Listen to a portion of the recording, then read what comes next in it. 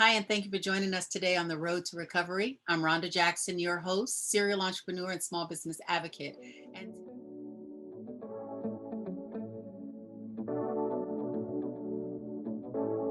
today joining us is the president of Fig Brand Strategy, Miss TaChelle Lawson. Welcome, TaChelle. Thank you for having me. Thank you for being here today because I can't imagine having a brand, and I'm going to call it a brand pivot conversation without you. So, your knowledge base and everything that your company does is about helping emerging entrepreneurs become established entrepreneurs shift into overdrive. But key is their message, right? Key is their Correct. message. So, for those that don't know you and your legacy, if you'll please share a little bit about yourself, please. Yeah, thank you.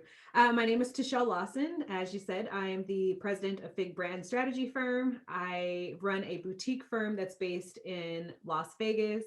That's right, Sin City, Las Vegas. The king, queen, all things hospitality.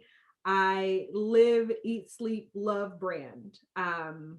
Most people think of brand as a logo or a website, and it's literally everything that connects you to an organization, to a company. And that's what I absolutely love. I've worked with some of the most amazing well-known brands out there: Mercedes-Benz, Lancome, Louis Vuitton, Red Bull, Coca-Cola. And the one thing they all have in common is they understand the importance of brand and how consistent messaging plays a role in the love or not love of their brand from a consumer perspective. From the consumers. I love that. So one of the ways that I like to start the show, to Shell, is I like to ask the guests if they would use one word, if they would brand the now, right, with one word, what would your word be? My word would be unpredictable. Ooh, say a little more. Yeah. So if 2020 has taught us anything, it is that nothing is guaranteed, right? So Mhm. we all have to be prepared for what's to come, regardless of what that is, right? Like we don't know what's behind door number one, two, or Right. three. And so we just need to be prepared, right? Having a game plan is of the utmost importance. So my word for sure would be unpredictable. We have no idea who's going to survive 2020. It's like being in a what do you call, like a video game, right? Like you don't know if you're making it to that next level or not. And that is something that should both inspire and also push all of us, right? To like really step it up.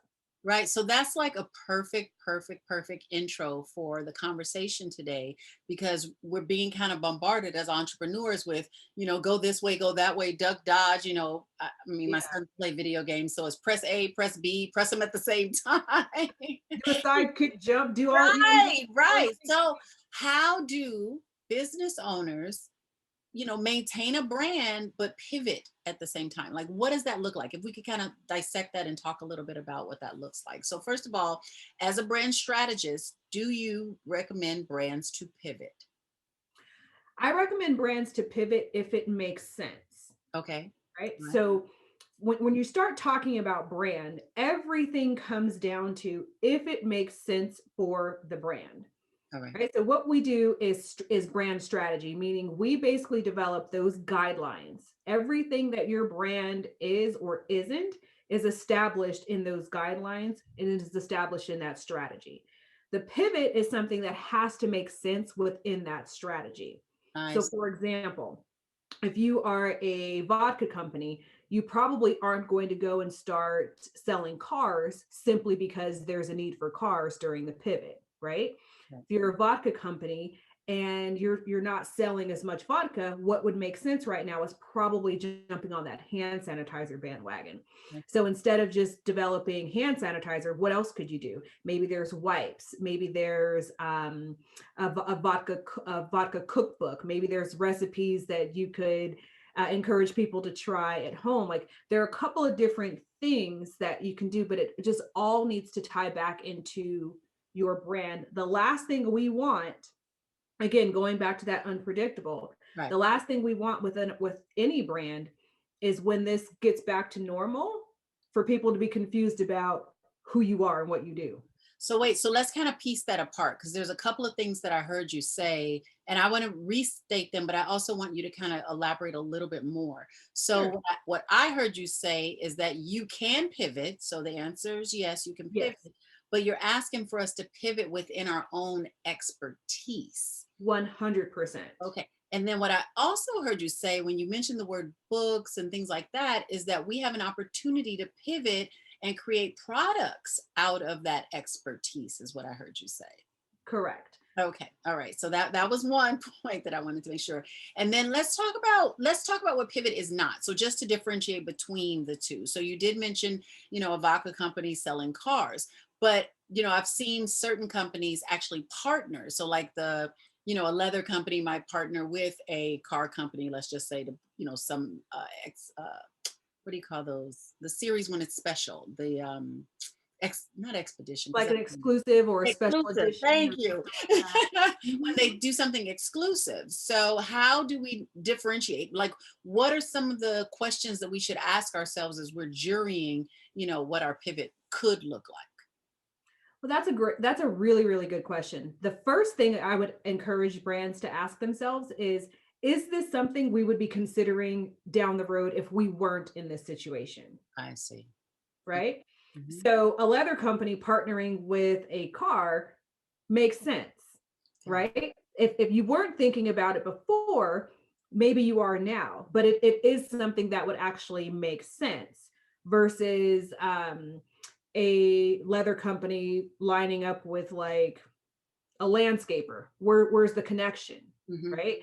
So those are the types of things that we encourage. It's like, okay, let's think about product diversification or service diversification. That's a lot of what this pivot opportunity has provided, For a lot of right? Is an opportunity to think a little bit further down the road than you probably would have right now. Okay. So how does a brand catch up with that accelerated thinking? So maybe I am just vodka and I was going to develop a line of vegan leathers or, and what have you to get to that point. But now I'm fast forwarding. How do I fast forward my client? How do I, create that message where the client understands what the matriculation would have been had it been a little bit slower pace? But here we are now. What does that conversation looks like within a brand or a company? So, you are full of good questions, I have to add. That's a question that you would want to ask as you're again, you're looking at the product diversification, right? You're looking at where your brand is now versus what is happening, right, in your market space. And then you're looking at your client needs. Is this something that your client is going to need? They might need it right now in this space, but is this something that has longevity? Mhm. So it's multiple layers that you're basically constantly peeling back amidst this pivot because you want to make some you excuse me, you want to be sure that it's something that has legs to grow later on. Again, as long as it's within the brand, this might be something that going back to that leather company, they might only have a partnership right now with, let's say, a car company that is refurbishing cars, right? It may not necessarily be Mercedes yet, but that could be something that becomes an option later on down the road if they're utilizing this space accurately, right? This could be something that they're able to pitch to someone else later on down the road. Does that make sense? It does. And I like that you brought up the fact that we need to address client needs. So these pivots 100%. aren't random. They aren't just, hey, we have plastic, let's start making, or rubber, let's start making tires. These are, based on needs. So if, to your point about the vodka and the hand sanitizer, there was a need.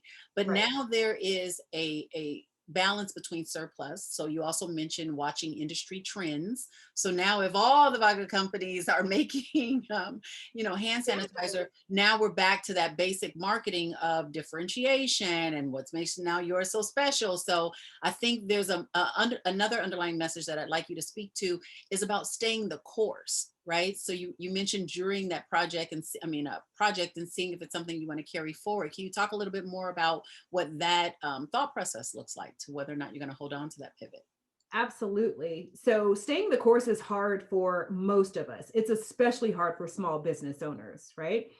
Add on top of that where we are within the economy. Mhm. So it's really, really easy to see a squirrel and run over there, right? And oh, maybe I should do this. Stay the course. One, if it's on brand. Two, if there's a market need for it. Three, if it has potential for growth, stay the course. Got it. Because the bigger goal is to make it out of this, not just alive, but potentially with expanded services or with expanded products. So as long as you are, again, circling back to the hand sanitizer, this is one of my favorite case studies, because out of nowhere everyone is exploding, like people have hand sanitizers coming out of their ears at this point, right? There's just so much. Well, now does it make sense for someone else to break into the hand sanitizer market? Probably not, Mhm. right? It's overly saturated. But if there's a um there's an opportunity maybe for those wipes, maybe there's an opportunity for a specific type of sanitizer for um retail companies, for like there are those other opportunities. But again, it's about staying the course and making sure that what you're offering makes sense. I think that's probably the most important part is, does it make sense and is there a customer need? Definitely. Once you have those two identified, you just need to make sure that you are, again, setting yourself apart, right? Those differentiators, and making sure that you're being deliberate, you're being consistent, and staying on that path no matter how tempting it is to run over there, because who knows when there's going to be something else. I don't remember seeing all these people trying to develop toilet tissue. We also had a huge But issue, right. right? There was a huge need for tissue, right? Like you couldn't find it anywhere. So it's really about seeing an opportunity. That was one of those things. I was like, I was waiting for companies to start developing toilet tissue, right? Because that was also a huge need. But people jumped on this one particular bandwagon. So stay on it, but as long as it makes sense. So the one thing that popped in my head when you mentioned that about toilet tissue, and not specific to any toilet tissue brand, but when I heard you say the word opportunity, I also hear this as an opportunity for brands to kind of refortify or re-emerge as leaders, or as the shift that their brand might have needed even pre-pandemic. Can you talk a little bit about brand reinvention? And I know we don't have a lot of time left, but I just wanted to get your take on brand reinvention during an opportunity of pivots where, say, they do want to pivot and stay in that direction and they don't want to go back to where they were. Can you give us a little insight on that kind of a journey? Absolutely. So rebrands are my favorite. Okay. They are my absolute favorite for a number of reasons. One, most of the time they already have a company that is established. They have research, they have customers, they have information, they have the data that we're normally looking for, right? Right. So they have all of the information that's telling them that what isn't working, right? So Yeah. here's a unique opportunity to say, okay, we know that this hasn't worked, and here's this unique opportunity to or sorry, here's this new demand. How can we actually combine this and basically rebrand ourselves as solving this problem? Right. So the pandemic, the state the economy is in, this is a perfect time for anyone that was kind of the underdog, that was kind of down in the dumps, or just really in need of a refresh. It happens, right? I mean, when Coca-Cola decides that they need to redo their bottles, should let everyone else know that we all need to refresh every once in a while. Yeah. So there's nothing wrong with it. It really is about identifying those opportunities and Okay. really being able to, again, solve a problem and speak to the current market needs. This is a great time.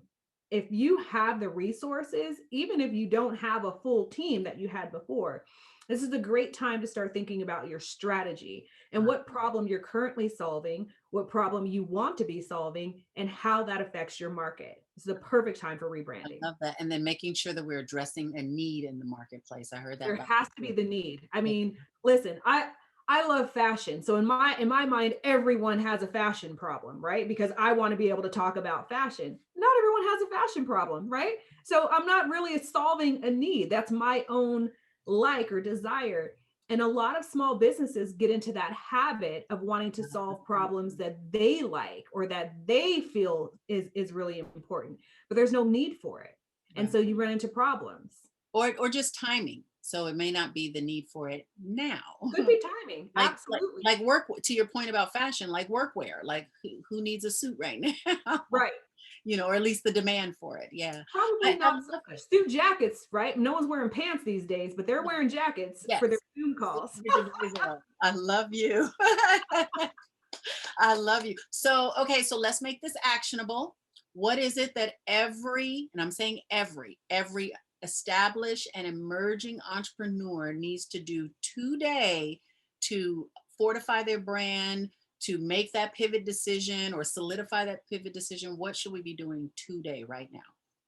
Right now, the first thing that every entrepreneur, every business owner, every brand should be doing is looking at their brand as it is right now. This is a perfect opportunity to go in and say, okay, here's where I am today. Is this what I want it to be? Got it. Right? Okay. Let's actually take that back to the basics and compare where the brand is today compared to what you intended for it to be. Has it grown? Has it fallen short? Has it just kind of maintained? Where are you, and how is the current brand lining up to your original strategy? Mhm. Right? So Yes. that's number one. Two, identify what type of market, or sorry, what the market is doing now. What changes have taken place? Okay. Right? So that would be two. And then three, how do you potentially solve that problem now? Right. And with a possibly with the pivot.